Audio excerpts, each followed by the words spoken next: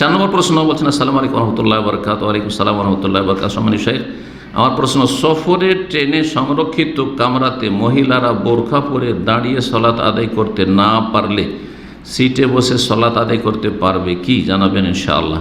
সাধারণত ট্রেনে দাঁড়িয়ে সলাত আদায় করা যেতে পারে। ট্রেন বেশি ঝাঁকানি খাই না, ট্রেনে যতটা চড়েছি চলতে পারে। কিন্তু যদি বেশি ঝাঁকানি খায়, যাতে আশঙ্কা থাকে যে আছাড় খেয়ে নেব, পড়ে যাব, তাহলে ফাত্তাকুল্লাহ মাস্তাতাত, যথাসাধ্য আল্লাহকে ভয় করো, যথাসাধ্য আল্লাহকে ভয় করো। তখন বসে পড়া যাবে, বসে পড়া যাবে। তার আগে জেনে নিতে হবে যে সামনে স্টেশনে ধরেন একটা জংশন আছে, সেখানে 15 মিনিট থামবে, 10 মিনিট থামবে, আর সেখানে সলাতের রক্ত থাকছে, আর সেখানে আরামসে আমি 4 রাকাত নামাজ পড়তে 7-8 মিনিট লাগবে, আমি পড়ে নিতে পারবো।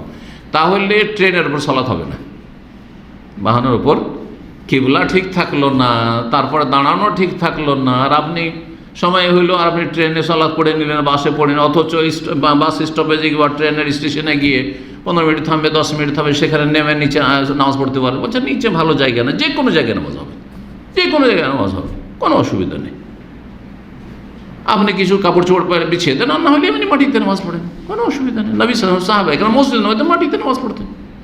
জি, যতক্ষণ পর্যন্ত আপনি পুরোপুরি দাঁড়িয়ে শর্ত পূরণ করবেন, কিবলা ঠিক রেখে সালাত আদায় করতে পারছেন ওয়াক্তের ভিতরে, তাহলে আপনার জন্য দাঁড়িয়ে পারবেন ফরজ, আর বসে পড়ছেন জায়েজ নয়।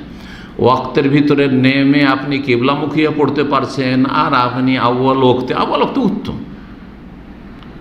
এই উত্তমের জন্য আপনি রুকুন না ফরজ শর্ত ছেড়ে দেবেন। শর্ত হচ্ছে কিবলামুখী হওয়া, শর্ত হচ্ছে দাঁড়ানো, সুতরাং সেগুলি ছাড়া যাবে না, এইভাবে নামাজ হবে না। কিন্তু যেমনটা বললাম যে দীর্ঘ সময় ধরে ট্রেন চলছে, আর ট্রেনে ঝাঁকানি খাচ্ছে, দাঁড়িয়ে পড়াও যাবে না, আর নামাও যাবে না, রিস্কি আছে। অনেক সময় নামলে একা আছেন, হয়তো নামলে মাল সামান চুরি হয়ে যাবে, এইটা একটা কারণ যে নামবেন, নামনি তাহলে ওখানে আপনি ট্রেনে নামাজ পড়েন, যথাসাধ্য আল্লাহকে ভয় করো। আল্লাহ কোরআনে কারীমে বলেছেন, রাসূলুল্লাহ সাল্লাল্লাহু আলাইহি ওয়াসাল্লাম হাদিস রয়েছে, ফাতু মিনহু মাস্তাতাতুম, কোনো হুকুম যখন করবো যথাসাধ্য সেটা পালন করো।